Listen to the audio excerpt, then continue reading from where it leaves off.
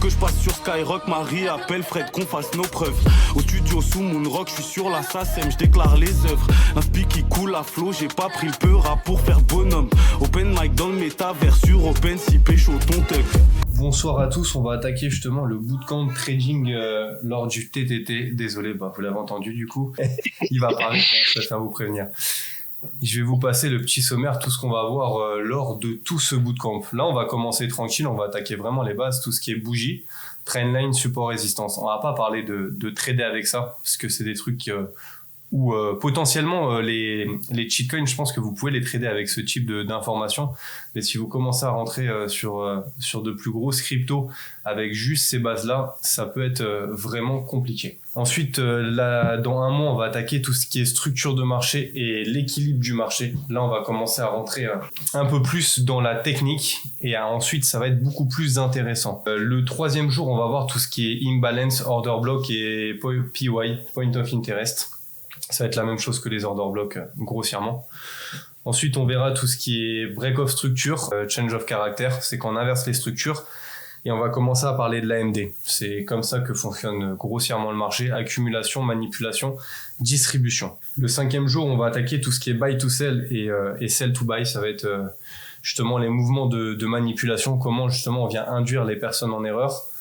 Et on va essayer de voir comment prendre position sur ce type de mouvement. Ensuite, on va attaquer tout ce qui est liquidité interne et externe. Là, ça va être déjà beaucoup plus technique avec les EQL, EQH. Pour ceux qui étaient déjà là la dernière fois, on en avait déjà parlé. Ensuite, on verra tout ce qui est inducement, IP, EP, c'est inefficient price et efficient price. Et les inducements, ça va être vraiment comment on induit les gens en erreur. Ça va faire partie aussi des buy to sell et sell to buy parce que c'est des inducements justement pour induire tout le monde en erreur. Et le dernier jour, on va résumer tout ça et on va essayer de voir comment faire une stratégie, comment analyser le marché, potentiellement trader avec toutes ces informations-là. Sachant que je pense qu'à la fin de ce bootcamp, il y aura déjà de belles informations et après on verra potentiellement pour voir d'autres trucs beaucoup plus poussés et à voir si on rentre jusque de l'algo trading ou pas. Donc là, on va attaquer avec les bougies. Je vais changer de PowerPoint.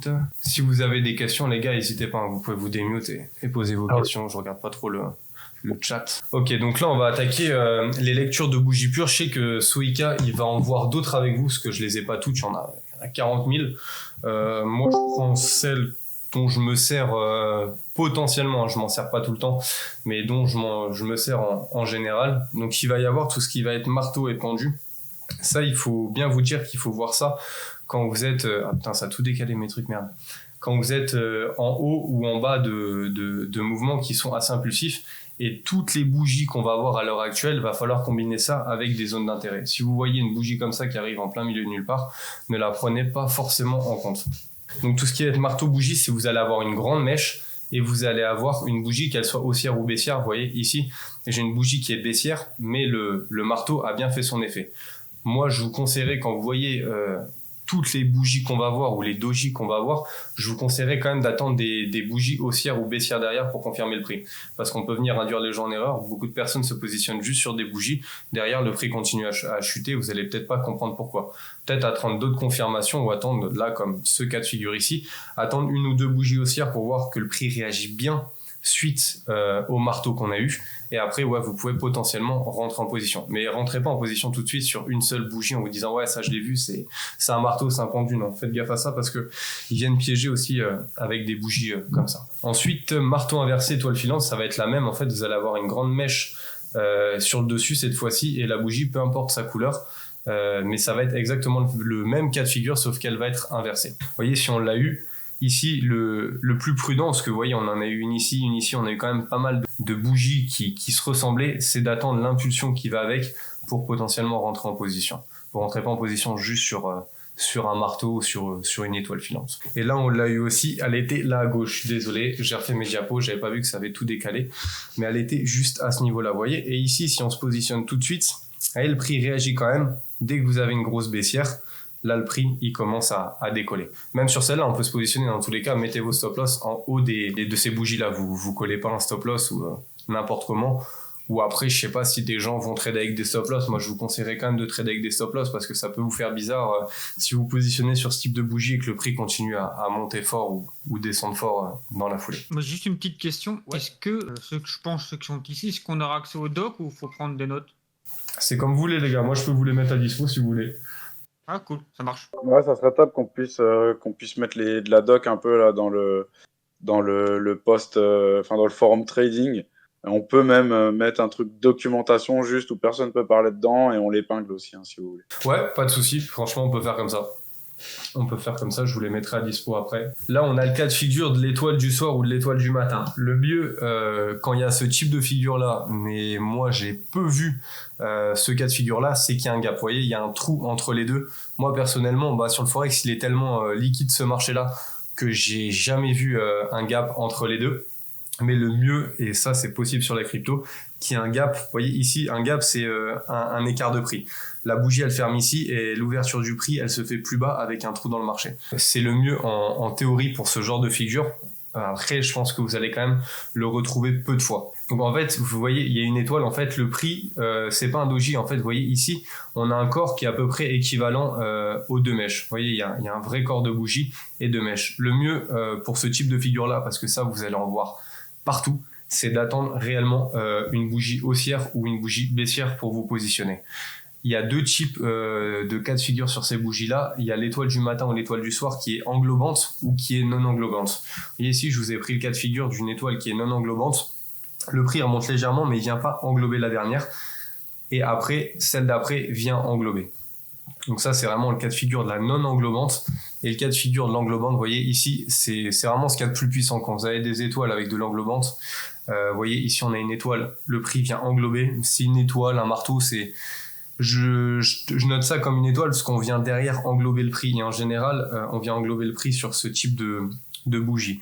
Quand vous englobez le prix, ça veut dire que les vendeurs, ils ont réellement pris le contrôle du marché et qui sont en train d'interagir sur une zone. Et quand vous prenez ce type de figure sur une grosse zone de réaction, vraiment, il y aura de belles réactions. Mais vraiment, attendre la baissière.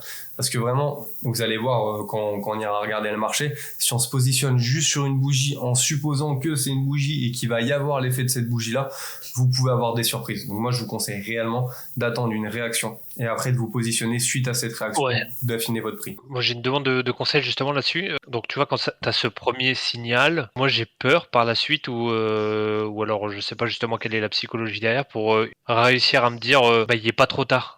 Est-ce qu'une fois que tu as eu le deuxième signal, troisième signal, est-ce qu'il n'est pas trop tard pour rentrer sur le trade? En fait, dis-toi, si tu es dans une bonne zone de réaction et que tu as des targets qui sont assez hauts, tu vois, ça on le verra sur le marché. Mais là, on va dire, par exemple, tu vois ça, le BTC, s'il revient, ou quand il va revenir à 40 000 ou à 50 000 ou à 60 000, s'il revient, tu sais que derrière, il va monter. Tu sais qu'il va y avoir une grosse hausse derrière. Il est jamais trop tard parce qu'en fait, tu vas te dire il est trop tard si tu laisses le prix partir.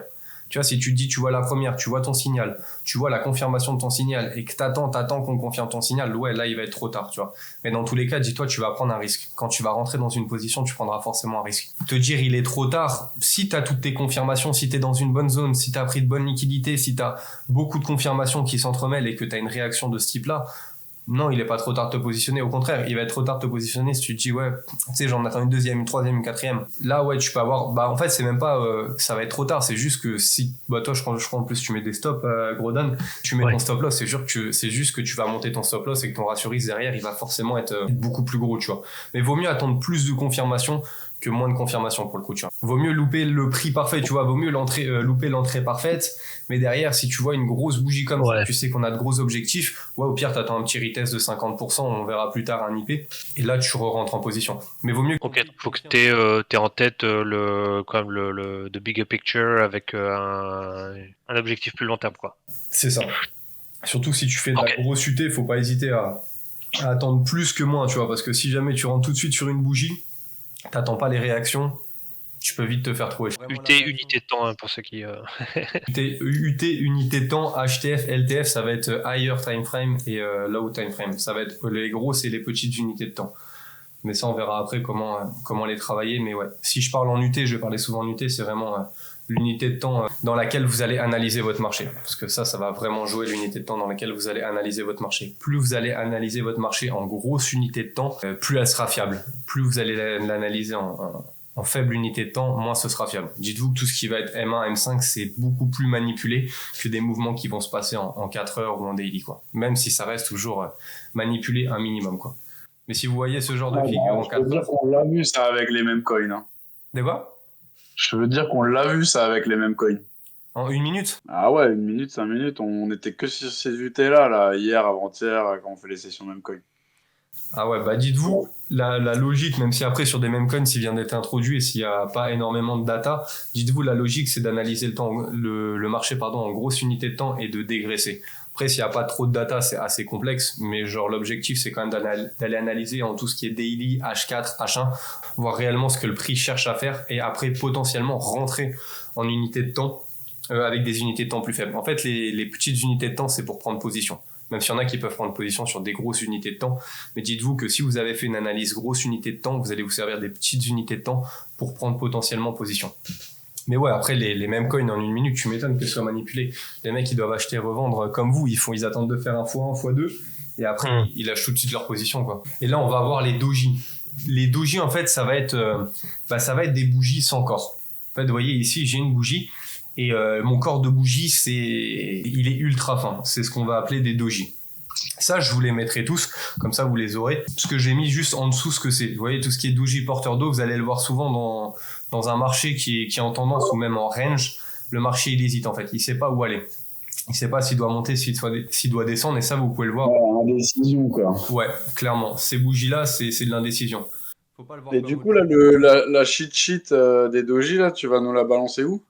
Bah, je sais pas, tu me diras où je la mets. Après, je la mets dans analyse technique ou dans un truc comme ça. Ok. Doji Dragon, ça c'est dans les tendances baissières, ça annonce un retournement haussier. Pourquoi ça annonce un retournement haussier ? Parce que le prix était en train de baisser fortement et vous voyez que le prix il est rejeté. Il a tenté sur une session, parce qu'en fait dites-vous, une bougie va correspondre à une unité de temps. C'est vous qui allez la définir et on verra ça sur TradingView après. Mais là, admettons, on voit le marché en 4 heures, ça veut dire que pendant 4 heures, le marché il est descendu et les acheteurs ont réussi à gagner la bataille dans le sens où ils ont rejeté le prix pour le clôturer à son point d'entrée. Ça va être un gros signe de retournement. Tous les doji comme ça va être des gros signes de retournement. Par exemple, celle-là, la Doji Dragon, Ouais. tu peux l'avoir dans une configuration haussière ou est-ce qu'elle veut rien dire dans ce cas-là ? Non, elle voudra pas forcément dire grand-chose. D'accord, c'est pas un signal. Ok, Enfin, alors tu peux les pertinent. Tu peux les avoir, Ouais. mais ça va être plutôt la pierre tombale, c'est l'inversion. Ça va être dans la tendance haussière. Après, dites-vous, dans les tendances, vous allez en avoir partout. Des doji, vous allez en avoir partout. Des bougies de retournement, vous allez en avoir partout. Faut savoir vraiment l'analyser avec une zone d'intérêt. Une bougie qui est laissée comme ça en plein milieu de nulle part, ça va être potentiellement, on le verra plus tard, ligne du semaine. Ça va être pour induire les personnes en erreur, pour que des personnes qui ont juste appris, voilà, là-bas sur YouTube, je vois support résistant, je vois la lecture de bougie. Ah, j'ai vu que cette bougie c'était du retournement, forcément on est en tendance haussière ou baissière, va y avoir un retournement. Non, ça c'est pour piéger les gens. Donc va falloir attendre des vraies zones d'intérêt pour voir nous les bougies ou les doji qui nous intéressent. Si vous les voyez en plein milieu de nulle part, vous inquiétez pas, c'est que le prix il est potentiellement en train de troller. Au pire il va redescendre un peu pour donner de fausses informations ou monter un peu, et après il va rechuter par la suite. S'il n'y a pas une zone d'intérêt comblée à tout ça, ça va rester du troll. Moi je le considère comme du troll. Ensuite va y avoir le doji en croix inversé, c'est dans les tendances haussières, annonce un retournement baissier, c'est un peu la même chose que la pierre tombale. On a rejeté le prix, les acheteurs ils ont tenté de pousser le prix un maximum à la hausse, on est venu les rejeter et on clôture quasiment au point d'entrée, voire même au point d'entrée, et les vendeurs ont réussi à pousser un peu le prix vers le bas. Parce que dites-vous que les bougies, ça représente ni plus ni moins que la bataille entre les acheteurs et les vendeurs en temps réel sur le marché. Et le doji en croix, c'est la même chose dans une tendance baissière. On a rejeté le prix vers le bas, les vendeurs ont tenté de repousser le prix et les acheteurs ont réussi à potentiellement reprendre la main, en tout cas le temps de cette session-là. Vous voyez, doji porteur d'eau, le doji qui est en plein milieu de nulle part, qui annonce une hésitation, le prix est en train de pousser, potentiellement il n'a pas encore touché sa zone d'intérêt, il arrive et il nous fait un petit truc comme ça, le confondez pas avec une étoile inversée, avec une étoile du soir, pardon. C'est pour ça que je vous disais, attendez des réactions, parce que ça, potentiellement, ça peut être aussi, s'il y a une grosse bougie baissière dans la foulée, ça peut être un signe de retournement. Mais quand vous voyez ça, attendez d'autres confirmations que juste un doji tout simple. Comme ici, vous voyez, Doji Dragon, c'est un Doji Dragon, un marteau, c'est pas parfait. En fait, c'est dur à trouver parfaitement des Doji comme ça parce qu'il y en a pas énormément. Là, il y en a eu pour le cas de figure, mais il y en a pas énormément. Ça peut être un Doji Dragon ou un marteau. Ça va être un peu la même chose. Dans tous les cas, il faut attendre une réaction haussière par la suite pour potentiellement rentrer en position, combinée avec une belle zone d'intérêt. Sinon, ça... Là, en l'occurrence, tu attendrais par exemple que la première bougie bleue qui se termine après le Doji Dragon se termine et passe à la nouvelle bougie et là, tu rentres. Voilà, c'est ça. Là, potentiellement, on voit qu'on a pris de grosses liquidités. Les grosses liquidités, ça va être les zones où il y aura énormément de stop-loss. On voit qu'on est venu balayer plein de monde. Là, par exemple, on avait un support. Là, admettons, on a un support. Parce que là, c'était du H4, il me semble. Donc, ça veut dire qu'en plus petite unité de temps, vous voyez, le marché, il est venu se poser plusieurs fois dessus. Mais on le verra après. Là, tu vois qu'on vient liquider tout le monde. On réintègre le support. Ouais, là, t'attends vraiment que les haussiers confirment qu'ils soient bien présents, parce que ça peut être un faux signal aussi. Tu vois, même sur une belle zone d'intérêt, ça peut être un faux signal pour piéger des gens. T'attends qu'on réagisse et là, potentiellement, tu rentres ici. T'attends que la bougie clôture haussière, ok, les mecs, ils ont bien tenu le prix, les acheteurs sont bien présents dans cette zone-là. Maintenant, j'entre en position. Et après, potentiellement, en plus petite unité de temps, tu peux affiner ton prix pour tenter de gratter un peu sur la mèche. Mais ça, je le conseille pas, ou peut-être avec plus d'expérience pour tenter de gratter les prix d'entrée. Parce que quand on tente trop de gratter le prix, des fois il part sans nous. Ça, faut être honnête. Moi, le nombre de fois où j'ai tenté de le faire, de tenter de gratter trop le prix pour avoir le pixel perfect et tu vois le prix qui part sans toi, des fois, il vaut mieux se positionner à la clôture d'une bougie, avoir un stop loss un peu plus gros, mais au moins être sur le trade. Au pire, il redescend un petit peu, c'est pas grave. Si notre analyse est bonne, le trade devrait passer. Là, par contre, on a eu bien le cas de figure de la pierre tombale. Vous voyez ici, pierre tombale, j'arrive pas à voir si la mèche est passée au-dessus, mais c'est pour ça que je vous disais, attendez bien une réaction, parce que ici, si jamais tu te positionnes tout de suite à la bougie, tu mets ton stop loss au-dessus, il est pas dit qu'avec le spread, vu qu'on est venu quand même assez proche du prix, tu te sois pas fait sortir sur ton trade. Par contre, si tu attends bien la réaction baissière qu'il y a après et tu te positionnes, ton stop loss reste au-dessus. Donc dans tous les cas, tu es sur le trade et tu peux prendre la grosse impulsion baissière qu'il y a dans la foulée. Et là, on a Doji en croix inversée. Vous voyez, c'est un peu le même là. La pierre tombale, vous voyez, on a quasiment pas de mèche à ce niveau-là. Alors que là, on a vraiment une mèche qui est descendue. Là, ça va être la même. On va attendre une réaction des vendeurs pour rentrer en position. Là, on peut très bien rentrer en position sur la première. Les vendeurs sont présents. Le prix a remonté un petit peu. Il est juste venu retoucher potentiellement une zone d'intérêt, plus petite unité de temps, mais le stop loss restant au-dessus, on aurait été sur le trade et on aurait pris l'impulsion baissière qui a suivi.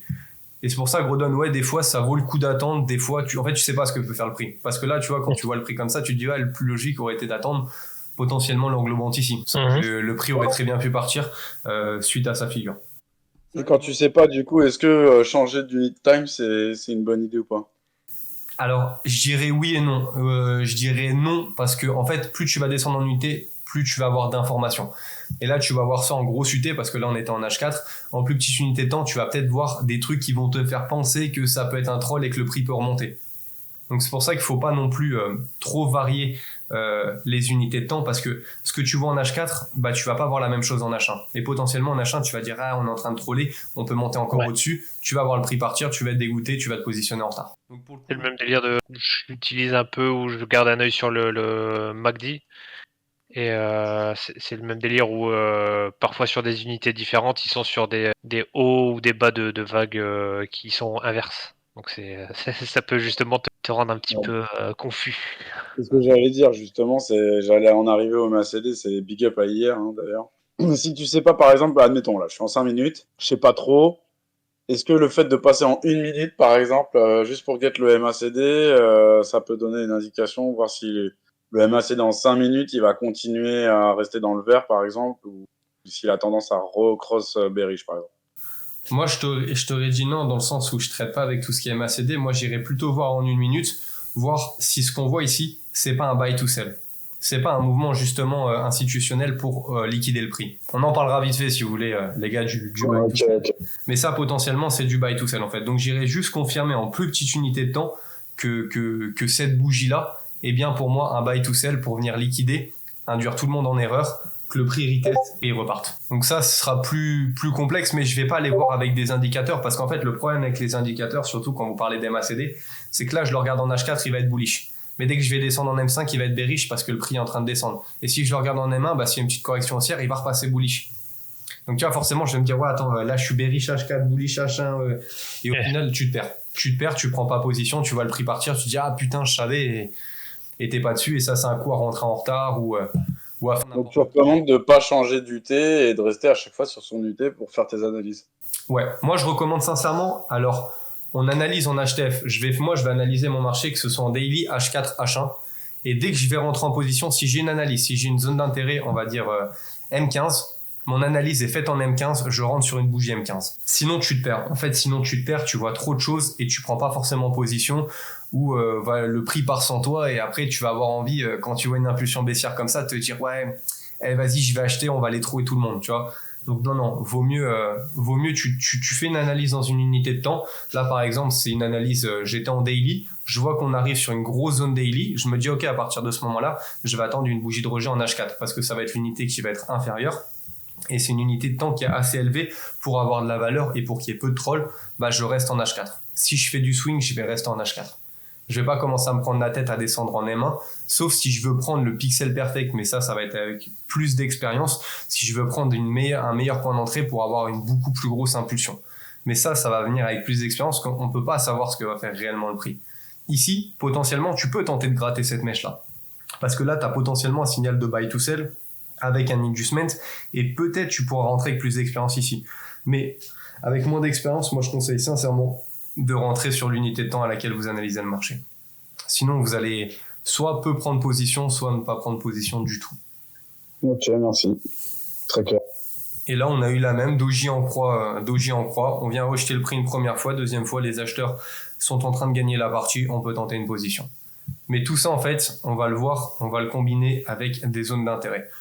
Vraiment, on va pas se positionner sur des trucs comme ça à l'arrache.com. Les bougies englobantes, c'est puissant. Vraiment, c'est vraiment puissant. Englobante haussière ou englobante baissière, en fait, ça annonce que vraiment, les acheteurs, ils sont présents sur la zone. Là, en fait, potentiellement, ces mouvements-là, ça va être du sell to buy. En fait, on vient induire tout le monde en erreur avant d'envoyer le prix à la hausse. En général, quand vous voyez des englobantes haussières ou baissières, il y a des gros mouvements qui vont y être associés. L'entrée, en fait, ça va pas être votre entrée la plus parfaite parce que vous allez avoir de grosses entrées avec de gros stop loss. Mais c'est vraiment, il y a du monde qui est en train de se positionner à l'achat. Il y a vraiment beaucoup de personnes, les institutions cherchent à pousser le prix. Donc, en général, ça va être de grosses impulsions. Vous voyez, ici, on vient englober. Dans la foulée, on a une grosse bougie et après, le prix l'a dégringolé. Donc ça, les englobantes, c'est vraiment ce qu'il y a de mieux. Et sur une englobante, je vous conseille sincèrement de ne pas tenter de gratter le prix. De ne pas tenter d'aller peaufiner le prix ou des trucs comme ça. Parce que vous voyez ici, tu as ton englobante, à aucun moment tu as une mèche qui vient retester un peu plus haut, qui vient essayer de combler de l'imbalance ou un peu de gap. C'est vraiment, le prix part très fortement. Quand on est sur une grosse zone d'intérêt et on a de la bougie englobante, le prix va partir. Le prix va partir et là, faut pas tenter de commencer à gratter. Faut vraiment rentrer direct sur la bougie. Ça, on verra plus tard le risk management. On va parler de support aussi et résistance. Ça va vraiment être la base, les supports, les résistances, et ça va être les lignes de tendance. Alors, comment simplifier support et résistance? Le support, ça va être tout simplement le sol. Ça va être le sol sur lequel le prix va venir se reposer et rebondir. Et la résistance, ça va être le plafond. Là, je vous ai fait le cas d'un range parce que quand vous voyez un range, les ranges, en fait, ça va être quand on va être bloqué entre un support et une résistance. Le prix, en fait, il va accumuler entre un support et entre une résistance. Il faut se dire aussi un truc, c'est que du moment où, ici, on va venir break notre support, il va devenir résistance. Souvent, on a des pullbacks qui sont associés, vous voyez, mon support, il va devenir résistance, on va venir potentiellement le retester, et après, on va créer un nouveau support qui va devenir résistance, et vice-versa. Et ça va être la même chose pour la résistance. Si une résistance se fait casser, la résistance va devenir support, on risque de se réappuyer dessus et de repartir. Ça, je vous en parle parce que vous allez comprendre après les manipulations qui sont potentiellement associées. Parce que quand je vous dis ça, en fait, il y a énormément de personnes qui vont trader les breaks de support, de résistance, ou qui vont trader les rebonds sur les supports résistance. Ils vont attendre 2 points de touche parce que à la première point de touche, on peut pas valider. Le prix vient ici et qui me fait dire qu'il va réagir pile poil sur la même ligne, ça on ne peut pas. Donc quand il va y avoir 2 points de touche, les gens vont commencer à potentiellement rentrer sur le 3e point de touche, tenter de trader le 3e point de touche ou tenter de trader le breakout en fait. Il y a des mecs qui vont trader comme ça, ils vont se protéger de leur support, ils vont tenter leur résistance, pardon, ils vont tenter un potentiel support plus bas, et d'autres qui vont mettre des ordres ou qui vont attendre le break de cette résistance pour qu'elle devienne support et pour aller chercher une résistance qui est plus haut. Et ça va faire partie des liquidités qu'on verra plus tard. Et voilà pour le cas des supports résistances, parce que je pense que si vous lisez des analyses économiques, si vous entendez parler de BFM TV, si vous suivez des gars sur Twitter, je pense que vous entendez souvent parler de support et de résistance. Et au moins, ça vous aidera à comprendre ce que c'est. C'est vraiment des zones sur lesquelles le prix a interagi de nombreuses fois. Je dis pas que c'est des zones à ne pas respecter et tout, mais il va falloir plus de confirmation que juste un support ou une résistance pour rentrer.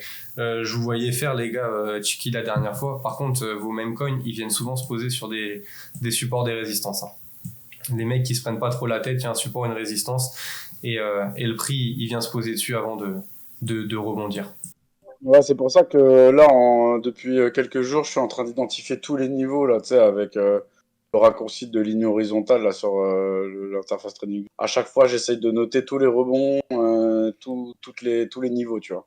Ouais, parce que ça peut être important, ça peut revenir dessus. Bah, vu qu'on n'a pas de data, en fait, c'est limite pour moi l'indicateur le plus pertinent, tu vois. On trace les niveaux et les fibos, tu vois, à chaque fois, ça va rebondir pile poil sur les fibos, tu vois. Ouais, bah c'est ce que j'ai vu la dernière fois, je vous regardais, là, quand j'étais en train de trader avec mes gars, je vous regardais.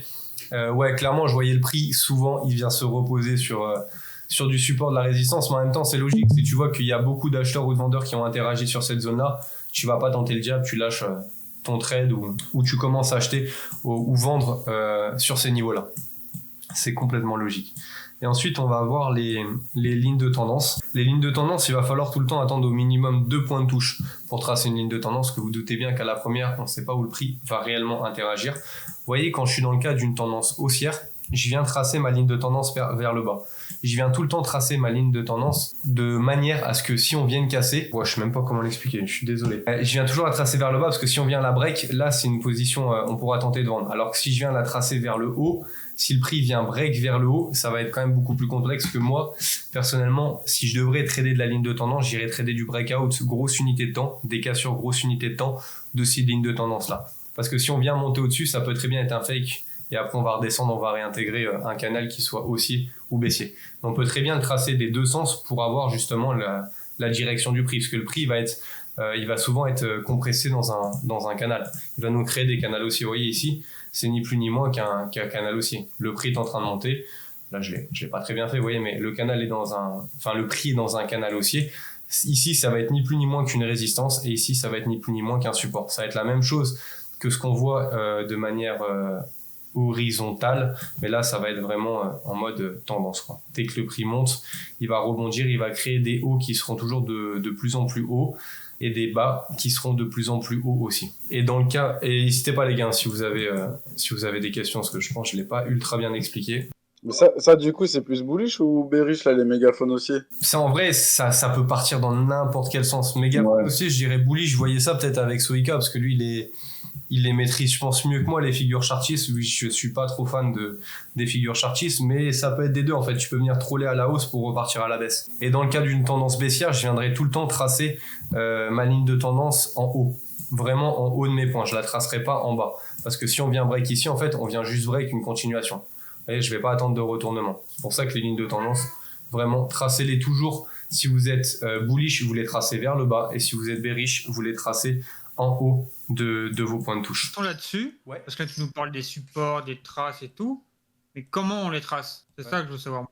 Je vais vous montrer tout ça. Alors, là, je le regarde en grosse unité de temps. Alors, en fait, il faut attendre tout le temps au minimum 1 ou 2 points de touche au niveau du prix. Vous voyez, ici, j'en avais un. Et c'est pour ça qu'on verra des manipulations qui vont arriver dessus. Ici, tu vois, tac. Le prix, il est venu interagir plusieurs fois sur ce niveau-là. Tu vois, ici, ce niveau-là, il a servi de support, de résistance. Tu vois, et ici, il a servi de support pour rebondir. Comme ici, il a resservi de support pour rebondir. Donc ici, tu peux tracer un support. Tu vois que le prix interagit énormément au niveau des 2000, au niveau de l'or. Donc si le prix, il est à la baisse et il vient retest, pourquoi pas prendre une vente? Et si le prix, il est à la hausse et il vient retest, pourquoi pas prendre un achat? Parce que tu vois que dans le passé, il y a eu énormément d'interactions au niveau de cette zone de prix. Tu vois, ici, on avait réinteragi au niveau de la zone de prix. Ici, on a interagi au niveau de la zone de prix. tu as énormément de réactions au niveau de ces zones-là. Et c'est pour ça que ici, c'est un marché qui est manipulé, le marché du Forex. Ici, on voit que le prix vient rebondir, qui fake une cassure et qui réintègre son range, qui réintègre son support par la suite avant de repartir. Mais tu viens de les tracer comme ça en fait. T'attends plusieurs points de touche. Là par exemple, tu vois, ici tu regardes, tac, t'avais plusieurs points de touche au niveau d'ici, tu vois. Ici, tu vois que le prix vient toucher une fois, tu vois, ici il vient casser, il vient toucher une fois, il vient toucher deux fois. Bah toi t'attends potentiellement ici la troisième fois pour rentrer en position. Et là ce que t'aurais pu attendre, tu vois, c'est des bougies qu'on a vues. Ici on a de la bougie de retournement, on a de l'hésitation. Ici, tu vois des bougies de retournement, tu commences à en voir une, deux, trois, tu vois que le prix commence à réagir, bah, potentiellement, tu peux prendre ta vente. Et c'est pour ça que je dis que ça sert à rien d'attendre forcément de grosses impulsions, mais si tu pouvais prendre ta vente, je sais même pas si c'est bon, tu peux prendre ta vente, tu te protèges du plus haut qui a été créé ou tu te protèges du haut de ton support. Tu vois, ici, tu traces ton support par rapport à tes mèches. Là, je vais tracer mon support par rapport à mes mèches. Je vois qu'on vient interagir dessus, je ne rentre pas tout de suite au niveau de ma résistance, je vais attendre qu'il y ait une réaction et là potentiellement je rentre en position, je me protège du plus haut qui a été créé et là tu vois bah ici on voyait qu'il y avait un gros support. En fait le prix il est venu interagir énormément de fois à ces niveaux là, tu pouvais très bien viser ce support là. Mais après tu peux pas tracer précisément des supports et résistances. Si c'était ta question Morito, tu n'auras jamais une précision de 100% sur tes supports et résistances, c'est impossible. C'est impossible d'avoir des supports résistance pixel parfait, te dire ok, dès qu'on va forcément toucher cette zone-là, ça va réagir. C'est pas possible. Tu es obligé de tracer des trucs approximatifs. De toute façon, sur le marché, sauf quand on va regarder des trucs un peu plus poussés, ça va être de l'approximatif. Tu vois, comme ici, une ligne de tendance, t'attends plusieurs points de touche. Tu vois, ici, j'ai plusieurs points de touche. Ça fait mon support. Moi, je sais que personnellement, je préférais les lignes de tendance quand je les tradais avant parce que tu es quand même beaucoup plus précis sur une ligne de tendance que sur un support ou une résistance. Parce que ton support ou une résistance, ça peut être vraiment une grosse zone. Mais vraiment une grosse zone. Je sais pas si j'ai répondu à ta question. Là c'est bon. Est-ce qu'on va aborder aussi les cônes et tout, qu'on tire le trait justement au-dessus de chaque haut ou pas? Enfin, je m'exprime tellement peut-être mal, mais... C'est quoi que t'appelles un cône? C'est un canal comme ça, par exemple? Ouais, c'est ça, par exemple. Là, t'as commencé avec un truc, là, comme... Pourquoi t'as commencé là, en fait? Ici? Ouais. Parce qu'en fait, quand je vous ai dit, là, les supports, enfin, les trendlines, je vais attendre plusieurs points de touche. Ici, je sais pas ce qu'il est en train de me faire le prix. Tu vois, je sais pas ce qu'il est en train de me donner. Donc moi, je me dis, il faut que j'attende au minimum, comme je vous ai dit, 2 points de touche pour tracer ma ligne de tendance. Ici, je vois que j'ai plein de points de touche. Tu vois, j'en ai un premier, un deuxième, un troisième, un quatrième, un cinquième. Donc, tu vois, potentiellement, à partir de cette zone-là, je vais vraiment attendre des rebonds entre chaque point de touche, mais je vais pouvoir commencer à le tracer. Et ici, commencer à me dire, ok, il peut y avoir des réactions qui sont intéressantes. Mais je vais pas les tracer à l'arrache.com, mais mes lignes de tendance. Je vais vraiment attendre beaucoup de points de touche sur une ligne de tendance pour la tracer. Et sponsorisé, tu dois le caser plusieurs fois à l'arrache.com. Je sais pas, s'ils veulent bien me prendre, hein, j'ai d'attendre plusieurs points. Tu vois, quand tu as une ligne de tendance, elle va se créer, tu sais pas, tu connais pas, tu sais pas ce qui va faire le prix en fait. Du coup, tu vas vraiment attendre un premier point de touche, un deuxième point de touche, tu vois. Et là, tu vas commencer à dire, attends, tous mes points de touche réunis, bah ça commence à me faire une ligne de tendance, tu vois. Donc là, je commence à être sur une belle tendance qui commence à être haussière. Donc potentiellement, je rentre sur des rebonds, ou alors j'attends qu'on vienne break le prix pour inverser la tendance, soit un retest ou pas de retest, et le prix part. Tu peux faire, par exemple, simplement là, en éliminant tu sais, quand tu reviens dans l'historique et tu fais pas apparaître à partir d'une certaine date, fais-les sur un endroit qu'on n'a pas encore vu, et puis simplement pour montrer comment tu réagirais en live, etc. quoi. Vas-y. Tu vois ce que je veux dire? Yes. Je pourrais se mettre à partir de là. Après, je tiens à préciser que je ne traite pas ce genre de trucs-là. Non, mais c'est juste pour donner un exemple. Après, tu vois, bien sûr, même quand on le fait en live, en vrai, on peut se tromper et puis on corrige le tir, quoi. Mais simplement pour donner l'idée, quoi. Surtout que moi, maintenant, les trendlines, je les vois plus de la même manière. Je les vois justement comme un piège. Si on vient les casser, je vais regarder sur quelle zone d'intérêt on pourrait la casser. Tu vois, là, potentiellement ici, là, on a déjà eu le mouvement de correction. Non. Là, on reprend, on a déjà eu la continuation. Non. Là, à partir de ce point-là, si on casse, tu vois, comme ici, si on fait qu'une cassure, pour moi, c'est potentiellement pour remonter. Vas-y, on peut voir. Là, déjà, j'ai posé mes points de touche. Tu vois, je vois que le prix a réagi 1 fois, 2 fois, 3 fois, 4 fois dessus. Je me dis là, ok, on a une tendance qui commence à être sympa. Si on vient break, il peut y avoir potentiellement un retournement. Attention, on est sur le Forex, c'est un marché qui est grave manipulé et il y a énormément de personnes qui traitent juste ça. Mais ça, c'était vraiment pour vous montrer comment on va jouer avec ce type de manipulation dans le futur. Tac. Là, vous voyez, ici, je vois une réaction. J'arrive au niveau de mon point de touche. J'arrive sur une ligne de tendance. Je récupère quand même autre chose qu'une ligne de tendance, mais j'arrive sur une ligne de tendance. Le prix réagit. Vous voyez, ici, on l'avait vu, celui-là, c'était le doji. Je les connais pas par cœur, les gars, les doji. Hein. Tac, tac. C'était celui-là, là. On avait un doji en croix. Vous voyez, ici, doji en croix, très petit corps de bougie. Bah là, on peut se dire, ok, on attend toujours notre réaction qui est haussière. On rebondit sur une ligne de tendance. De toute façon, tant qu'on n'a pas break cette ligne de tendance, le prix n'est pas censé s'inverser. J'avoue que le replay, il est un peu vite pour prendre des décisions. Tac. Position à la hausse. On attend toujours la bougie haussière. On se protège du plus bas. Et là, on peut se dire, ok, on va chercher un nouveau plus haut. En plus, ce nouveau plus haut, à l'heure actuelle, il correspond à une résistance. Vous voyez qu'à ce niveau-là, le prix, il est venu interagir une première fois. Il a fait un gros rebond. Il est venu interagir une deuxième fois. Il a refait un gros rebond. On peut se dire, ok, on va viser comme objectif. On va aller peut-être taper les mèches ou même pas, mais on va juste aller prendre ça. Ouais. Ça a du sens quand on fait ça comme ça, Morito? Oui, c'est un peu mieux. Oui. C'est un peu mieux. Ouais. Après, on va pas apprendre réellement à trader comme ça. On va rajouter d'autres concepts qui vont être quand même plus poussés et déjà qui pourront nous permettre de dire, là, typiquement, quand on voit ça, nous, on va pas s'arrêter au support. On va au minimum chercher l'avoir là. Vous voyez? Ici, on prend ce point-là. Pourquoi? Parce qu'on a justement des grosses zones de liquidité externes. On va aller chercher des liquidités externes. Ici, on a récupéré l'inducement. On revient sur un bloc de contrat. On a eu plusieurs éléments qui pouvaient nous faire dire que le prix tendait à monter. On va continuer. Il vient pas réagir dessus. Là, ici, on a une résistance qui est en train de devenir support. Est-ce qu'on va venir la retest? On va voir ça. Ok.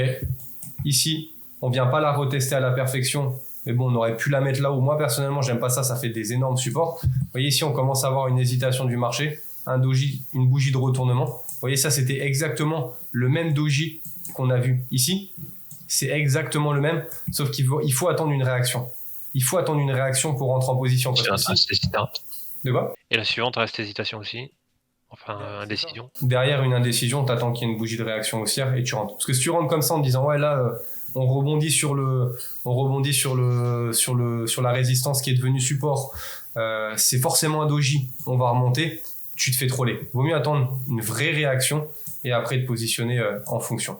Et aller chercher, je sais pas, mais peut-être qu'il y avait de la résistance qui était beaucoup plus haut. Là, on commence quand même à arriver sur des belles zones de réaction baissière. Mais ça peut déjà être une idée. On se fait troller, le prix vient chercher, c'est pas grave, on reprend sur la résistance. Là, je fais vraiment du trading en mode bête et con, en mode je prends support résistance. Hein. Ici, ouais. on a une bougie d'hésitation, on a une bougie d'inversion. Tac, pourquoi pas reprendre, hein. Même si personnellement, je ne l'aurais pas pris. Hein. Je préfère prévenir, c'est pas le trading que j'affectionne. Donc là, comme ça a cassé le support, tu te fies à quoi pour continuer? Aux mèches et aux bougies? Ici? Pour la suite. Là, elle a cassé le support juste avant. Tu vois que ça a continué. Là. Ouais. Voilà. Quand tu dis que tu as placé un ordre après le support, histoire de, là, tu te dis, tu penses que tu t'arrêtes ou pas?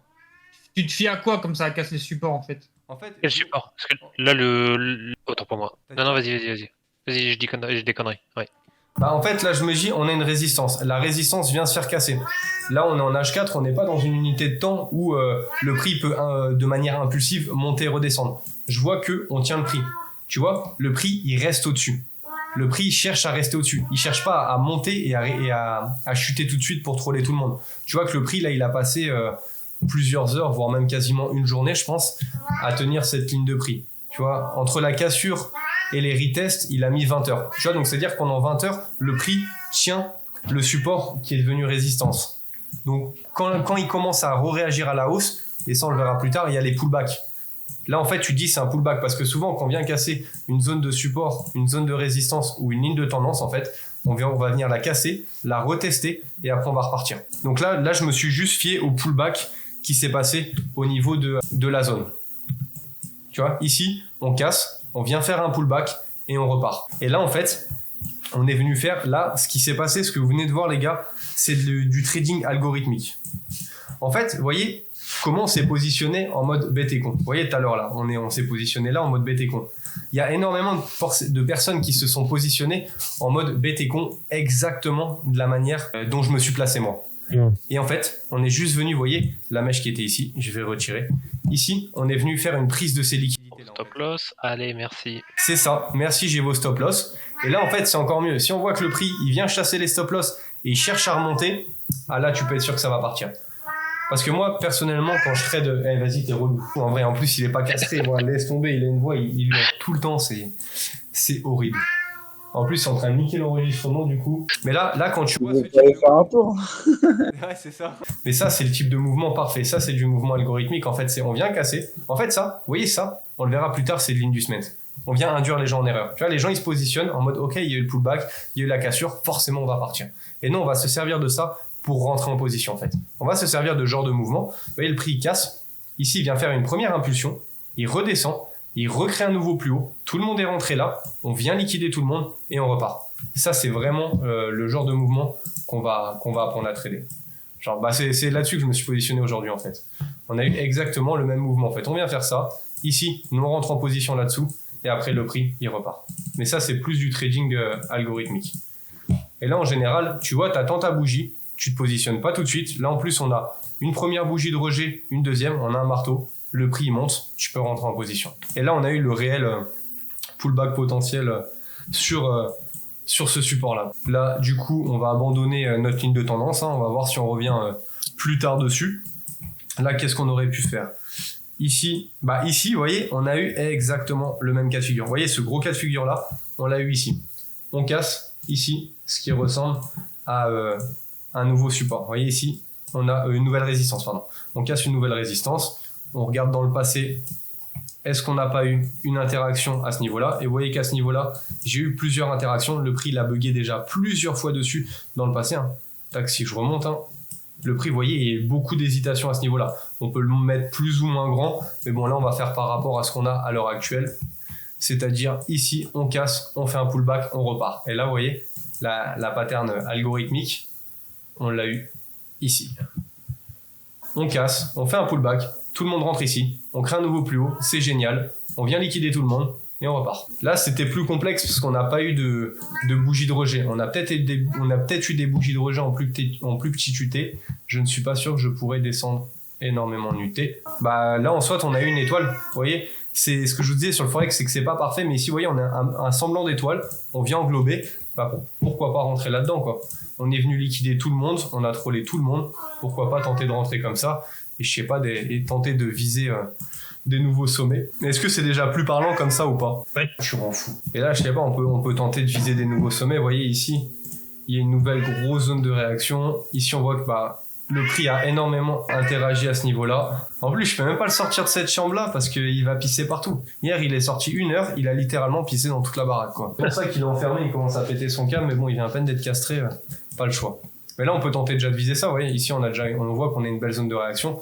Pourquoi pas aller chercher cette zone-là comme intention. On s'était mis là. J'avais la boum. Là, on va chercher notre TP.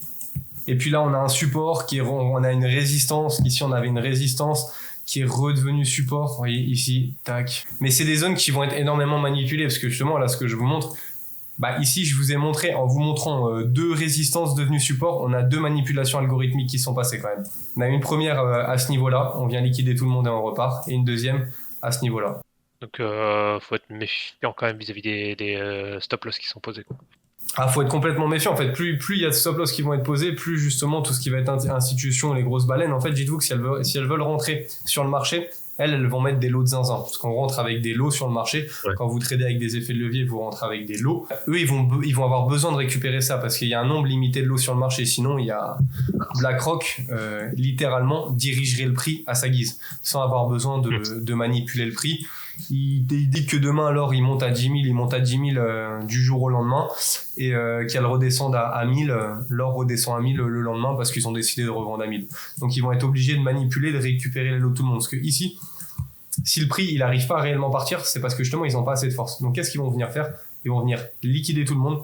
En fait, ici, eux, quand vous faites sortir d'un trade, eux, ils en ont rien à battre de votre argent. En fait, c'est pas votre argent qui les intéresse. Votre argent, c'est trop peu. Genre, toi, t'es là, tu perds 50, 100 balles, 200 balles, 3 semaines. Si tu perds 10, 15 000, 20 000, 50 000 euros sur un trade, eux, ils en ont rien à foutre. C'est trop peu pour eux. Eux, ce qu'ils veulent, c'est les lots. C'est les lots que toi, tu détiens ici. Du moment où tes lots acheteurs, ils vont les taper, ils vont pouvoir les récupérer. Eux, ils en ont rien à faire. Quand les gens disent, ils cherchent justement à récupérer ton argent, ils en ont rien à foutre de ton argent. Eux, ils ont besoin de récupérer les lots. J'espère que ça vous aura aidé à comprendre ça. Parce que là, après faire de la trendline, là, on a une nouvelle trendline du coup Parce qu'après, c'est important aussi de jouer avec ces prix. Vous voyez, ici, j'ai une trendline, je la garde en tête. Si le prix vient interagir ici, je vais savoir pourquoi. Mais là, potentiellement, je peux en tracer une nouvelle. Là, tac.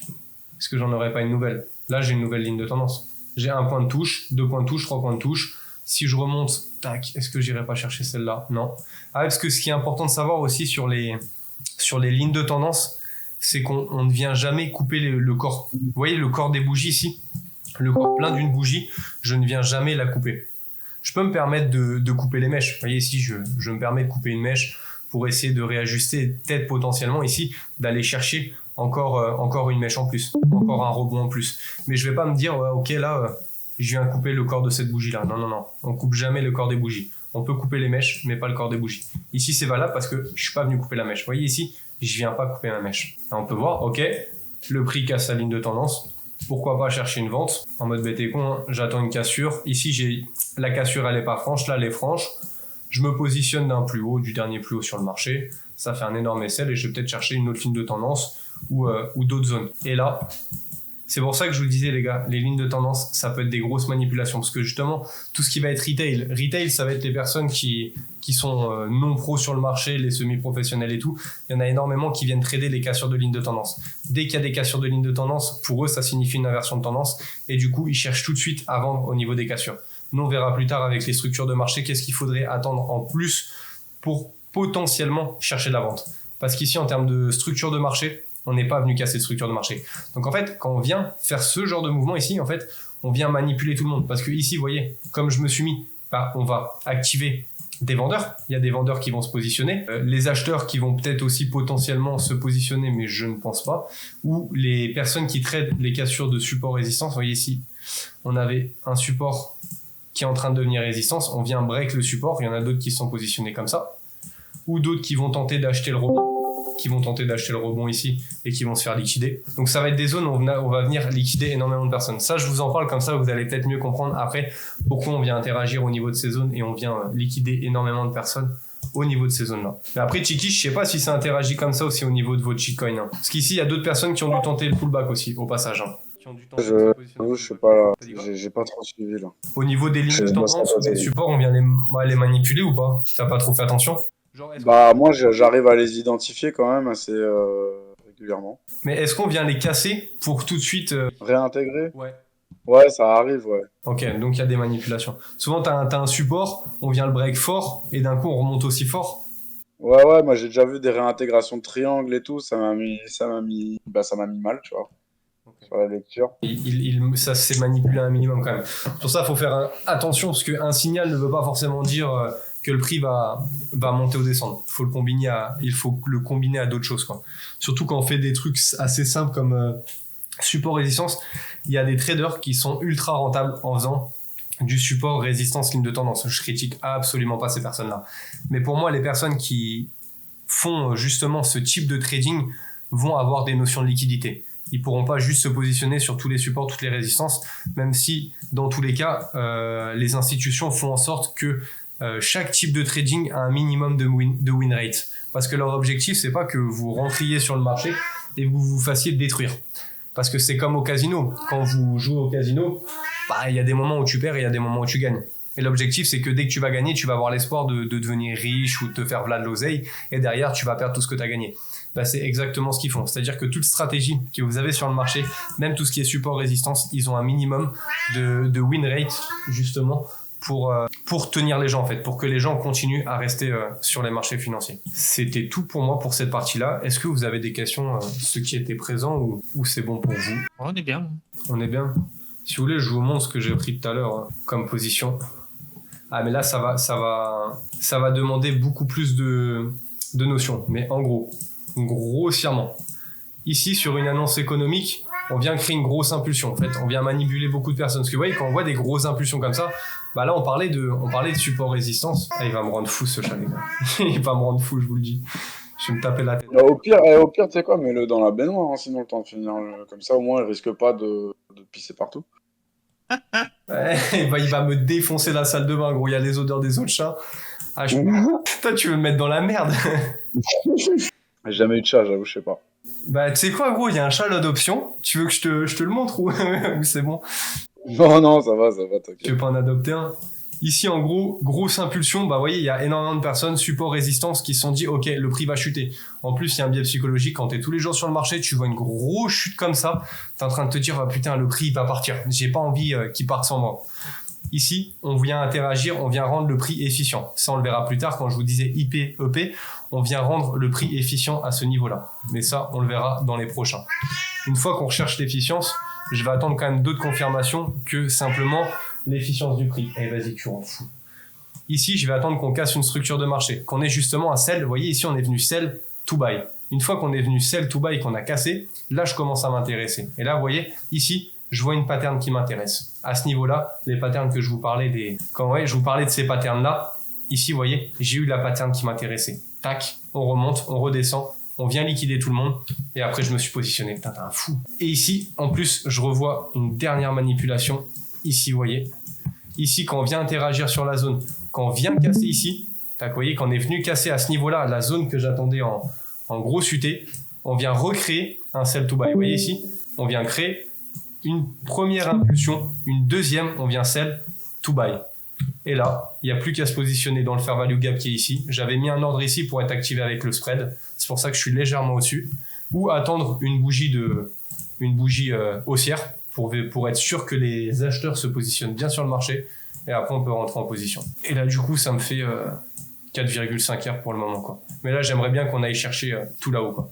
Mais c'était exactement ce qu'on avait vu, exactement le type de pattern qu'on avait vu en mode tac, on vient récupérer et on repart. Mais on va combiner ça avec des sell to buy ou des buy to sell. T'es vraiment en train de m'attaquer en plus. Hein. Vous voulez qu'on aille check la crypto un peu? Parce que là, c'est l'euphorie sur le marché de la crypto. H1. J'avoue, c'est une dinguerie un peu.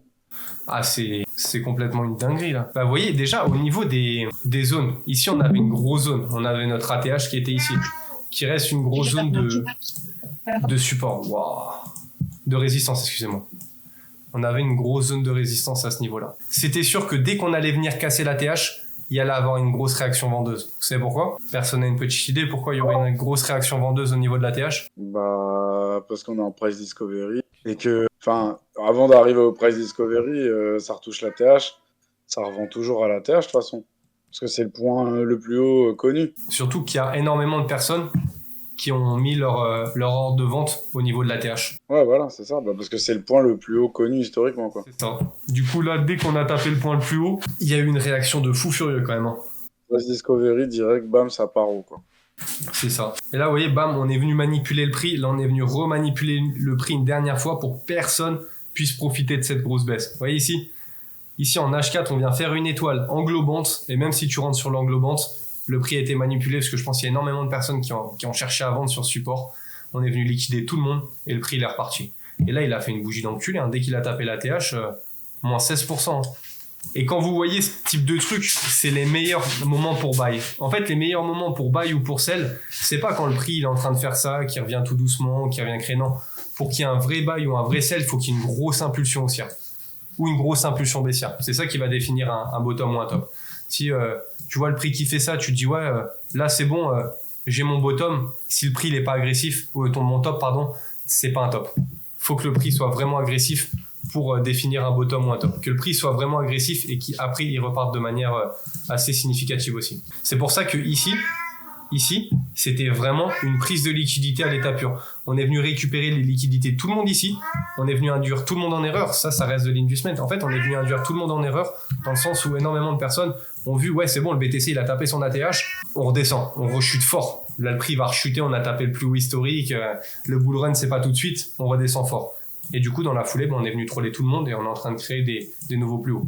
Sans compter le fait que il y a une offre qui est exceptionnelle en ce moment due aux ETF et une demande qui reste toujours la même. Et là, le prix, il va forcément venir retaper son plus haut dans pas très longtemps. Parce qu'ici, on a de l'equal high.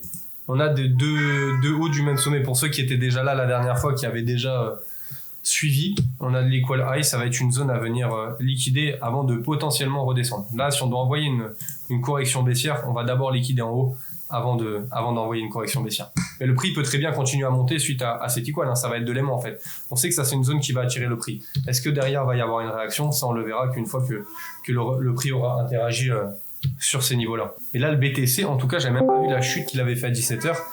il reste quand même bien bullish pour le moment. Hein. Bien bullish. Bonsoir. Bonsoir. Hello, bienvenue.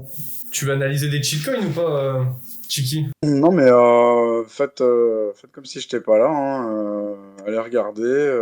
Moi, il y en a tellement que j'ai vu. On peut aller voir le Nick, on peut aller voir d'autres. Hein. Les checks, tu vois, parce que là, ce sera plus simple de faire du support résistant, je pense, que ça. T'as Dogecoin, il a la patate aussi en ce moment. Putain, il s'est fait rejeter. Là, tu peux aller sur Bird Eye et essayer de regarder le Nick, là, le NICK. Tu peux aller voir le AMC. Bird Eye, c'est quoi? Du coup, toi, c'est quoi? C'est de l'analyse ICT, SMC, c'est ça? Ou c'est ce genre de choses? ICT, enfin plutôt ICT qu'SMC et Algo Trading aussi. Algo trading, ok. Tu voulais aller voir quoi, Chiki? NICK. ICK, le Nick. C'est encore un H4. Ah ouais. Ah, mais c'est ça que tu disais tout à l'heure, acheter à 14 centimes et. Ouais, mais moi, je regarde en 5 minutes, par exemple. Voilà. T'analyses tes supports résistance en 5 minutes. Ouais. Bah là, t'en avais eu un beau en plus. Le prix, il a grave interagi dessus. Hein. Bah ouais, je sais. Je suis rentré dessus. Mais là, en plus, c'est bon. Hein. Pullback et on repart. Hein. Il n'y a pas des grosses capitalisations dessus. Et tu fais quoi? À chaque fois, tu rentres dès qu'il reteste un support ou une résistance ou... Ouais, voilà, on regarde si ça confirme le travail du support et enfin du niveau. Et on rentre dessus ou pas. Si on attend un peu les confirmations, on regarde les confirmations MACD, RSI. Et voilà, et après, derrière... c'est à l'instinct aussi, c'est du gambling un peu à ce niveau-là, il n'y a pas trop d'analyse possible, il n'y a pas de data. Des fois on est là, on regarde en 1 minute, il n'y a même pas de MACD en 5 minutes, gros. Mais c'est des projets qui sont fiables, il y a de la fonda derrière ou c'est vraiment... Il n'y a rien du tout derrière, c'est purement spéculatif, j'appelle ça des bot coins, parce que les coins ils sont créés juste pour que les bots ils rentrent dessus et que ça attrape quelques baleines ou quelques mecs qui rentrent dessus, tu vois. Ah, je suis mort. Tu peux pas vraiment... à part analyser sur des niveaux, tu vois, et du RSI sur la force acheteuse et vendeuse. D'ailleurs, le MACD, tu le dirais comment en termes français? Parce que le RSI, c'est la force acheteuse et vendeuse, on est d'accord. Le MACD, c'est les mouvements de prix qui sont anticipés sur des courbes qui sont bien avant. Mais ça, bah, il est même plus là, mais il traite vachement RSI. Enfin, ouais, MACD, je crois, Soika, non? Mais Je sais pas. c'est mauvais. Pour moi, c'est les trucs les courbes, tu sais, genre, il va prendre le passé, les mouvements qui ont été faits dans le passé, il va essayer de les reproduire. Pour moi, c'est ça, Ouais. le MACD. Après, s'il y en a qui maîtrisent mieux les indicateurs, je vous avouerai que je ne les maîtrise pas trop, les indicateurs.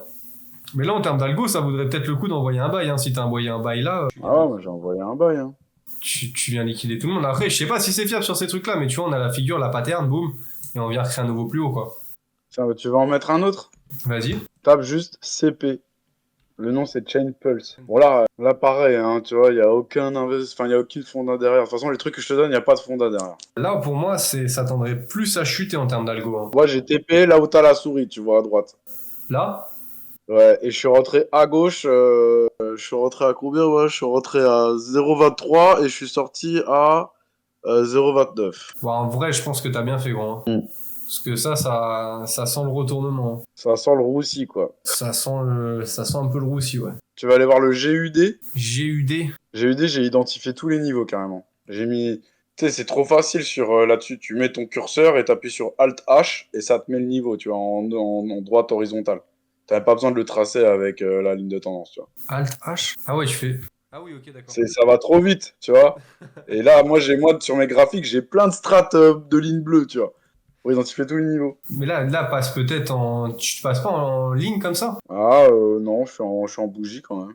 T'as ça, hein, comme ça tu les vois mieux tes lignes, hein. Comme ça, juste pour les identifier, tu vois. Ah ouais, pour les identifier, bah tu sais, je les vois, après je les marque.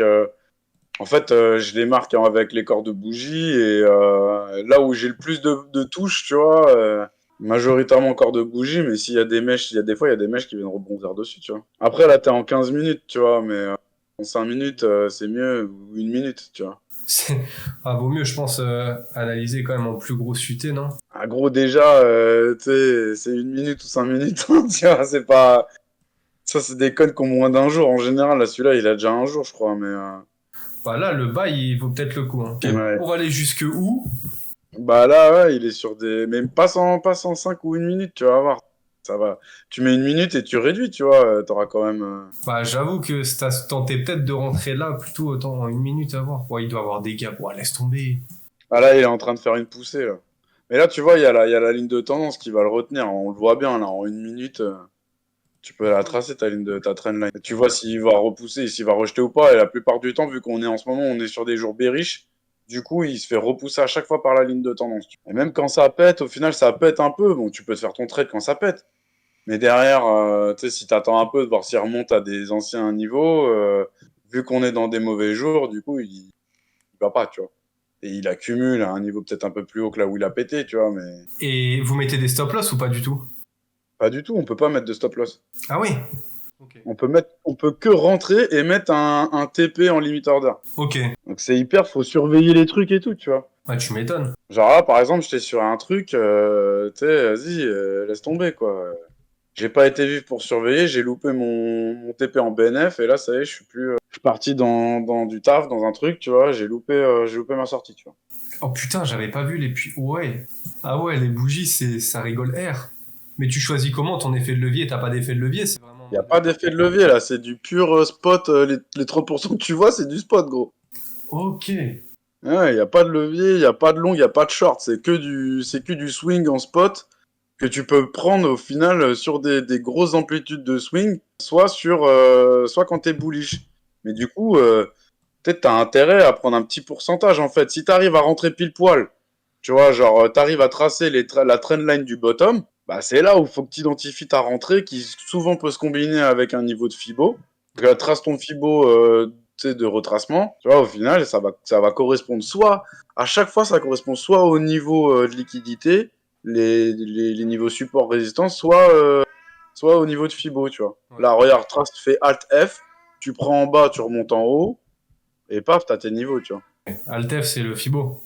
C'est le Fibo, ouais. Tu le prends. Ouais, bon, là, ouais, voilà, ça c'est si là si t'as identifié le bottom du retracement, tu vois. Ouais. Mais là, après, tu peux partir d'en bas pour aller vers le haut et identifier jusqu'où il va retracer déjà. Ouais, vous jouez les extensions de Fibonacci. Ouais, bah ouais, il y a que ça, pour moi, c'est un des indications. Sur ce genre de token là, les Tiny MC, Tiny Market Cap, qui ont moins d'un jour, comme je t'ai dit, tu vois, la data, elle est pas trop fiable sur des grosses time frames, donc c'est les niveaux de support résistance, les niveaux, tu vois, et les trendlines, les figures d'accumulation de compression, cassure ou pas, et niveau de Fibo. Le numéro 1, numéro 2, c'est Fibo, tu vois. Là, t'as une compression en cours, là. Voilà, compression. Et après, tu peux aussi donc tirer ton Fibo. Regarde, prends le Fibo, Alt F, tu pars d'en bas. Oh, non, non, pas là, en bas, un peu plus à gauche, là où il fait son bottom un peu avant. Là. Voilà. Et tu le montes à la pointe, là, qu'il a faite, là, voilà. Sauf que là, ton Fibo, il est pas bien configuré, il faut que tu mettes tous les niveaux. Et tu peux monter, hein, parce que là-dessus, ça peut monter très haut. Hein. Et ça peut descendre très bas aussi, tu vois. Dans le mauvais sens. Non, non, là, il est bien, justement. Là, c'était pour calculer les niveaux de retracement, tu vois. Ah oui, oui, ok, si tu veux chercher ta baisse. Voilà, et tu regardes si là, il peut identifier un bottom de retracement pour identifier où est-ce que tu dois rentrer, tu vois, genre, en gros, moi, je regarde les niveaux sur son canal baissier. Là, tu vois, si on est en phase baissière aujourd'hui et hier, c'est phase baissière sur les tokens. Encore une fois, on est sur du spot trading, tu vois. Donc, du coup, si tu veux prendre une amplitude, c'est que si ça monte. Donc, tu es obligé d'identifier des bottoms de swing, tu vois, quand ça range dans ton canal baissier, tu vois. Tu es obligé d'identifier là quand il va rebondir sur ta tendance, sur ta trend, Ouais. et voir si ça correspond avec des niveaux de Fibonacci. Et derrière, tu dis, vas-y, par exemple, là, regarde, déplace ta souris un peu à gauche sur le bottom de la trend là, juste là, ouais. Non, un peu avant, juste plus haut, sur la trend. Si tu remontes sur la trend, ouais, voilà, là. Là, imagine, tu rentres là, et tu sors en haut des 3 bougies vertes.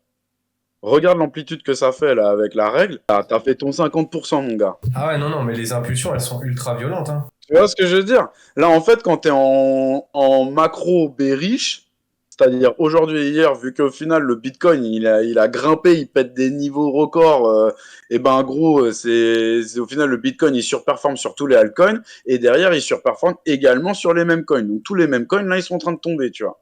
Aujourd'hui et hier ils sont bearish. Donc on peut jouer que sur des amplitudes dans des canals baissiers par exemple, tu vois. Et la zone d'OTE, vous en servez ou pas? La zone de TE. OTE, Optimal Trading Entry. Tu sais, Ah oui. les 61, cette zone-là, là. Et ben justement, tu vois, quand il fait son swing, c'est souvent entre 2-3 niveaux de Fibo qui rebondit, tu vois. Et de toute façon, tu regardes, ça correspond souvent avec les trends. Tu vois.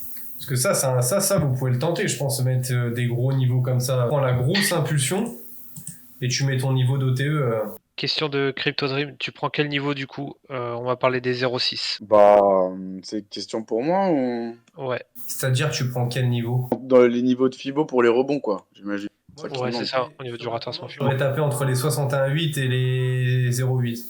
Bah, vu que là, on est sur des mêmes coins qui ont des grosses amplitudes, c'est plus du 78,6 et le 23,6, quoi. Ou le 38,2. Là, ça serait plus 78,6, 38,2. Moi, j'aurais mis ça et les. Tape le leak, L-I-C-K. Et là, tu te mets en 1 minute time frame sur les dernières bougies. Et tu traces le Fibo qui part du bas, de la dernière image du bas, et qui monte sur le point haut, là. L'ICK, tu m'as dit? L-I-C-K, ouais. LICK? Leak. Le premier avec le fond vert fluo, là. Voilà, t'es en 1 minute. Mets-toi en 1 minute. Bam. Et là, regarde. Là, tu vois, tu peux tracer le Fibo entre le dernier point bas et le point haut, là. Ouais, bon, ça, c'est pour voir comment il peut monter si tu as identifié le bottom, mais on sait pas si le bottom il est identifié, là, mais moi, j'aurais plus refait la même chose que tout à l'heure. Tu pars du point bas qui est encore un peu plus à droite, là, la mèche qui pointe vers le bas, et tu le montes, voilà, et tu le montes là. Là.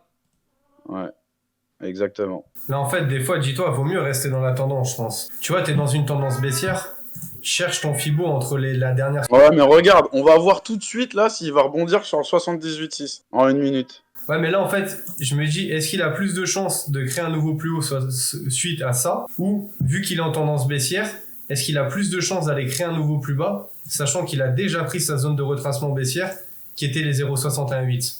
Je sais pas si tu vois ce que je veux dire. Ouais, je vois ce que tu veux dire. En gros, c'est genre, tiens, t'as tendance baissière, trend is your friend, tu vois. T'as une baisse, cherche une vente là-dedans, tu vois, pour aller recréer ça. T'as une hausse, cherche un achat là-dedans pour aller chercher ça. Plutôt que de chercher de l'achat, rebond, de l'achat, vente, achat, vente, achat, vente, je pense que c'est comme ça que... Parce que là, forcément, il va réagir. C'est une zone de Fibo, forcément, il va réagir, tu vois. Je sais pas si tu vois ce que je veux dire. Forcément, t'as des mecs qui vont tracer leur Fibo comme ça. Tous les mecs qui vont voir de l'achat, ils vont prendre un achat là-dedans. Bah ouais, bah regarde, justement, c'est ce qui se passe là, non? C'est ce qui se passe, mais est-ce que t'as plus de chances d'aller créer un nouveau plus bas ou d'aller créer un nouveau plus haut suite à ta tendance générale, tu vois? Bah là, créer un nouveau plus bas, évidemment. Voilà, tu vois. Donc, est-ce que ça vaudrait pas mieux de te dire, ouais, ok, là, je prends ma grosse baissière, tu vois, ma grosse baisse, je rentre sur des niveaux Fibo baissiers parce que je sais que je suis baissier. Là, aussi vite, cette réaction, tu sais, ça va être pour aller rechercher, je sais pas, là, avant de replonger, pour remettre... Ouais, bah exactement. Bah là, tu rentres là et tu ressors au deuxième niveau de Fibo, par exemple, tu vois. Regarde l'amplitude que ça te fait. Je sais pas combien ça fait, mais je crois que tu peux jouer ton 10%, 12%, tu vois. J'ai pas l'habitude de voir deux bougies faire 10-15%. Bah voilà, et bah voilà. Direction les cheat coins. Voilà, si t'es vif et que t'es sûr de ton truc, tu mets 100 balles, bam, ça rebondit, tu prends tes deux niveaux de Fibo et t'as fait... là, t'es 15%, mais sur d'autres coins, c'est 50%, tu vois. Ah, clairement. Et là, au final, il rebondit sur des niveaux de résistance de liquidité d'avant, tu vois. Ah, clairement, il vient de récupérer de la liquidité, là. Après, je pense qu'il va encore descendre un tout petit peu plus bas, tu vois. Il pourrait même revenir sur le niveau d'en bas, tu vois. Ou là où ça a rebondi sur le support. Bah non, mais il est déjà venu rebondir là-dessus, il n'y a pas juste avant, tu vois. Donc là, je pense qu'il va refaire son deuxième touchette de bottom, tu vois, et repartir. Après, il faut regarder en 5 minutes aussi, tu vois. Ah non, mais clairement. Là, il pourrait repartir à la hausse. Hein. Quand je regarde là, vu ce qu'il vient de récupérer, il vient réinverser la tendance, tu vois. Poum, poum. Il pourrait repartir. Mais après, il faudrait que je vienne s'acheter. Je viendrai avec vous un peu trader, regarder les mouvements, s'il a des mouvements cohérents par rapport à mon type d'analyse ou si c'est vraiment juste, il tape un support ou une résistance, et il décale. Vas-y, je viendrai avec vous trader un peu. C'est vrai que vous tradez tard aussi vous le soir, mais t'inquiète. Semaine pro, je viendrai avec vous si vous butez le week-end. Moi, je serai pas jusqu'à 5h du matin, sauf s'il y a de l'UFC. Mais Ouais, les gars sont aussi présents plutôt dans la journée. Je sais que Morito s'est connecté en milieu fin d'après-midi, un truc comme ça. Preto, il est pas mal là en ce moment. Là. même Soika, je vois, il passe son temps à penser. Bah ouais, ça ponce, hein, ça ponce. Tu vois, t'as des coins, ils font 100% en même pas 2 heures. Hein. Tu vois, ils viennent de se lancer. Le Elon, tu sais, t'as 1600 holders dessus, 854 000 en TVL. Ça, c'est une dinguerie. Il y a 56% dans Radium. Mais là, attends, je crois qu'il y a un gars, il a déposé de la TVL dedans. Est-ce que je pourrais avoir un petit avis sur une crypto? Ouais, bien sûr. Et c'est quoi ta crypto? Le TRQ. Non, pas TRQ. Le PRQ, pardon. Le P, comme Pascal? P comme Pascal. Ouais. PRQ. Par contre, je crois que c'est pas un shitcoin. Hein. Par contre, ouais. Le Parc 6 C'est ça. C'est quoi, c'est sur Solana du coup là? Ouais. Ok. J'arrive pas à le trouver. Hein. Attends, on va aller voir. Va sur TradingView, Daryl. Ah, je me dis. Oh, le GUD qu'on venait de regarder, t'es passé dessus tout à l'heure, il a fait une mèche de 48% là, en 5 minutes. Et il est retombé aussi sec au niveau, tu sais, au même niveau. Tu m'as dit PRQ. Putain, je suis débordé. PRQ USDT. Oui. Il est à 19 centimes. Alors j'ai ouais, j'ai à peu près ça. Ouais. Là, je suis à 18,98. Ah ouais, mais il a de la data lui. Ouais, c'est pas un meme coin ça. Alors, si tu veux mon point d'entrée, il est tout en bas à gauche. Tu vois le trou là en bas? Tu vois la première pointe est juste à droite. Tu vois? Pas celle-là, encore après à droite. Voilà, le bas de celui-là. Ah ouais, ok. Dans le trou juste en bas à droite là. pointé. Ça fait combien là? Ça Ici, fait 0,0523. Donc j'ai mis Ah, 500 c'est bien. pêches là-bas. Alors déjà, Ah ouais. Ah, t'es pas mal alors. Ouais, et quand Attends, tu regardes, enfin, perso, moi quand je dézoome un petit peu, je sais pas, j'ai le sentiment qu'il est capable de faire très mal. Après, c'était pas voilà. une belle narrative aussi, celui-là, des bons fondamentaux. Mais attends, mais ça c'est pas un coin sur Solana par contre, parce que j'avoue là sur. Non, ça l'est pas. Mais c'est quoi alors du coup? C'est sur quoi? Il y a une crypto. C'est un layer, c'est un layer 1? PR, Parisique. Ou c'est un coin qui est listé sur Tout de suite. Ethereum, genre. C'est un jeton Ethereum apparemment. C'est ça, capitalisation Ethereum. boursière, 36 millions d'euros. Ethereum. Ouais, j'avoue, quand tu vois ce genre de truc, ça peut être des bons points d'entrée. Quand tu viens décrocher sec, si tu veux pas prendre de risque, t'attends juste qu'il vienne péter là, et tu rentres là, et là, c'est Gucci. Tu sais qu'il va les taper au minimum là, voire même beaucoup plus haut. Si tu sais que la fonda est avec toi derrière. Redis. Excuse-moi, je regardais En les. gros, quand t'as des mouvements, tu vois, le truc que je te disais en mode ultra impulsif. Ouais. Quand t'arrives et tu descends comme ça, c'est pas juste le prix est en train de chuter, c'est que tu viens juste récupérer des liquidités.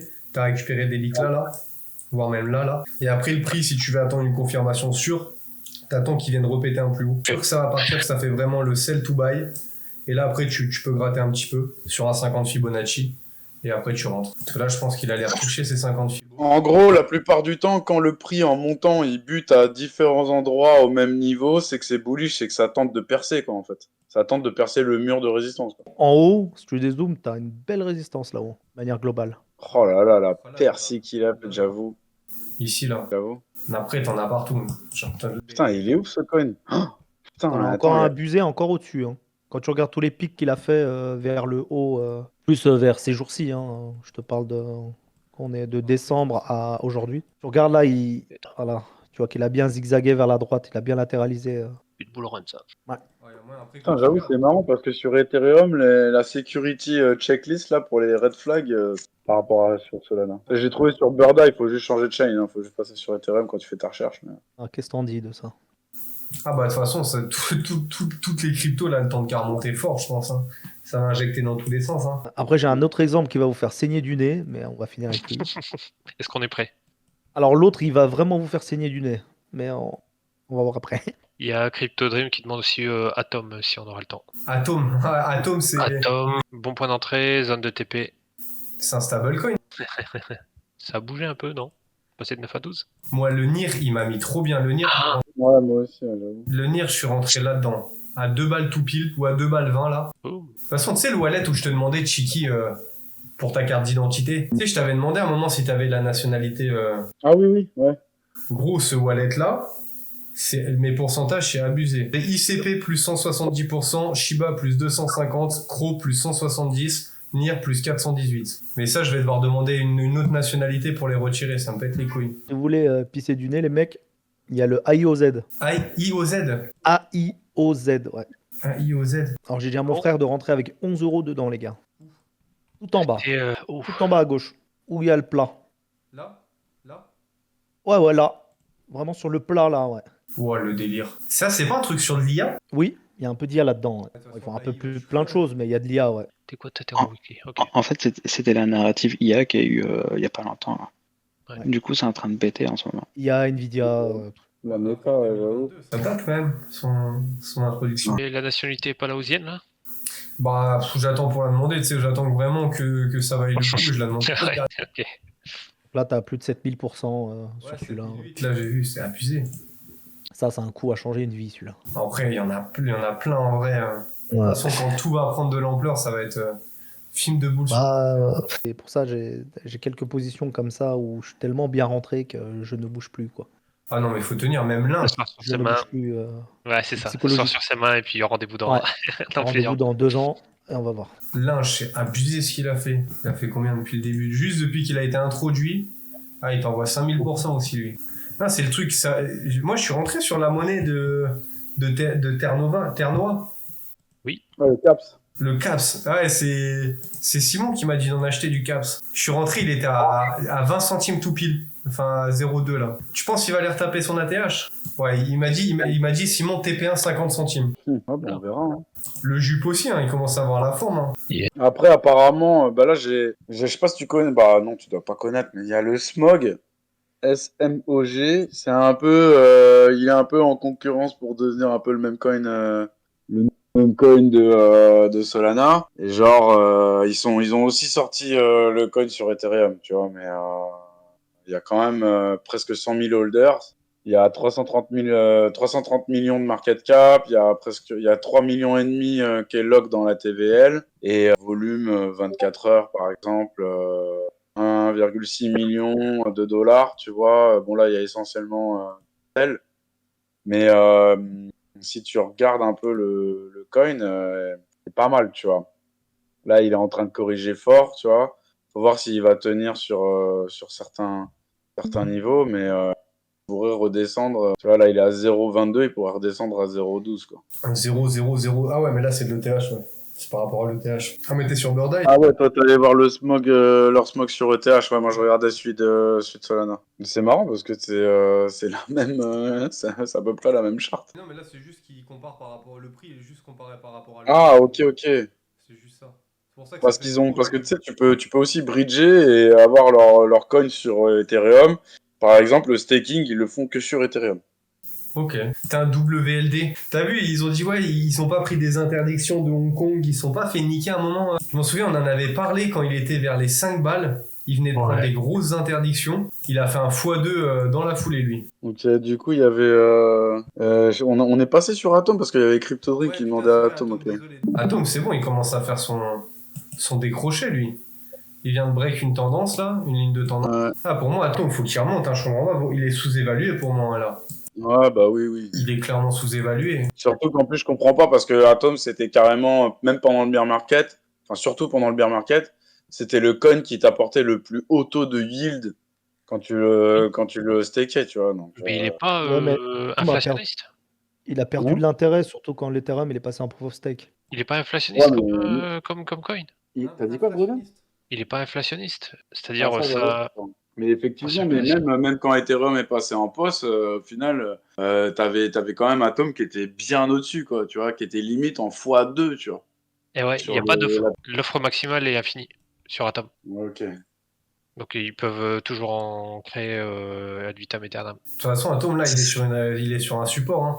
Soit il tient son support et il vient créer un nouveau plus haut, soit il redescend. Hein. Et là, il est sur un bon support. Hein. Après, ça c'est pareil, le max supply, j'imagine que l'authority du contrat sur Atom, il peut être changé, enfin, il doit être accessible et peut-être que là, il y a peut-être une DA pour changer ça, peut-être. Pencher sur le projet, ouais, voir comment ils sont. Mais Atom, là, faut qu'il remonte. Hein. Il a des equals à péter là-haut. Hein. Tu vas voir, lui, il va retaper un nouvel ATH. Hein. Du coup, bah, il demandait c'était quoi pour toi le bon point d'entrée et tes zones de TP sur le Atom. Ou alors là, le bon point d'entrée, c'était quand il était en dessous de cette balle là, quand il était dans cette zone-là.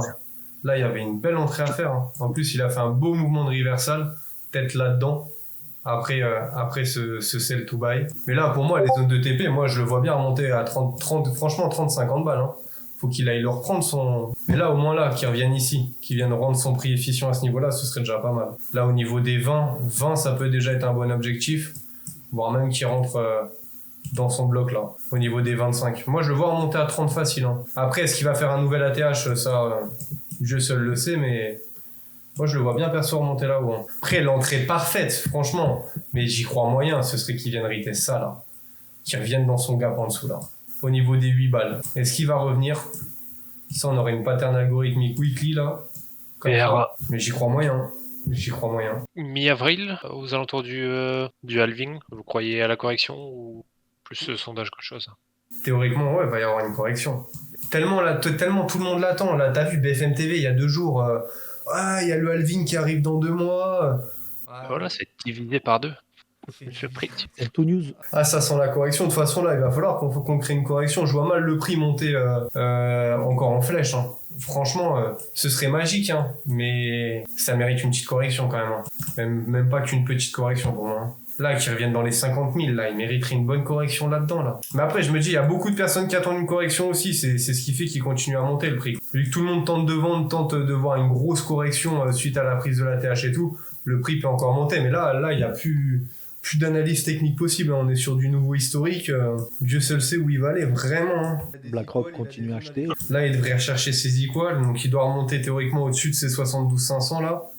Mais quand il va y aller, aucune idée. Moi, j'attendrais une correction, perso. Franchement, j'attends une bonne correction, même là au niveau des 60 000, là-dedans, là. Sans être trop gourmand, une correction pour récupérer ça, là. Il doit avoir un beau gap en plus, un beau fair value gap en dessous. Là, il y aura une belle correction à faire. Mais j'attendais déjà des corrections plus bas, s'ils sont pas allés. Je pense qu'on va avoir un truc agressif à un moment, on va rien comprendre. Un truc dans ce style-là, mais quand même beaucoup plus agressif. Mais là, vu qu'il y a tous les ETF, là, je vois BlackRock qui ont racheté pour...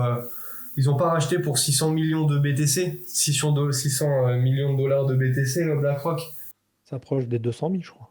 De quoi? Ça approche des 200 000 bitcoins, je crois. Ce qu'ils ont acheté? Ils se rapprochent, ouais, des ouais. 200 000. Et là, j'ai vu qu'il y a une semaine ou deux, là, ils ont injecté pour... ouais, je crois que c'est 600. Là, j'ai vu l'info passer. Ouais. Petit graphique de CryptoDream là dans le chat. Un petit parallèle avec l'historique. Une correction, attends. Petite pour moi, ouais, trop de gens. Il y a aussi Vanek qui supprime les frais d'ETF. Oui. Ça peut jouer pas mal aussi. 2020, attends, du coup, je capte pas. Tu penses qu'il va monter au niveau... Attends, je suis en train de regarder le graphe. Tu peux me l'expliquer, CryptoDream, ton graphe, là, je capte pas trop. Un parallèle avec 2019-2020 pour voir un petit peu les mouvements qui ont été effectués dans le passé. Il date de quand ce graphique là? Il monte jusqu'à combien là sur le graphique le Bitcoin là? Faudra essayer d'identifier le pattern là. Où est-ce qu'on se situe? Qui est le petit diamond? C'est là, je suis dessus. Attends, non, ou peut-être même H4 plutôt.